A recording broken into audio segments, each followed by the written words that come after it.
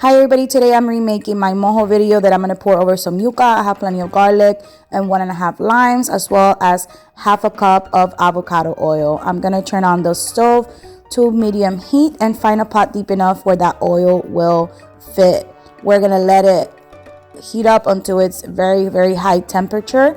Meanwhile, we're going to chop off the garlic fine and pour it into a glass container where you can then put the hot oil in. You're going to squeeze in the limes over your garlic, all 3 of them.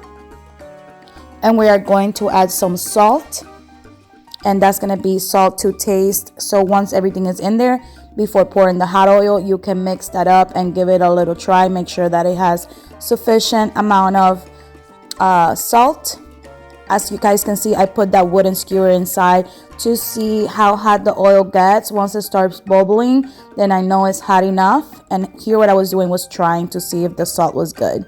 So if you guys put the wooden skewer inside, you see how it's kind of like bubbling. You know that that oil is super hot already. And we're going to pour it into our glass container. Be very careful as you do this, as it can bubble over. So go little by little. I should have done a little bit less. I got a little scared there. So yes, my recommendation is go putting little by little so that this doesn't happen to you. Thankfully, my measuring cup was big enough where it didn't bubble over, but that was a little intimidating.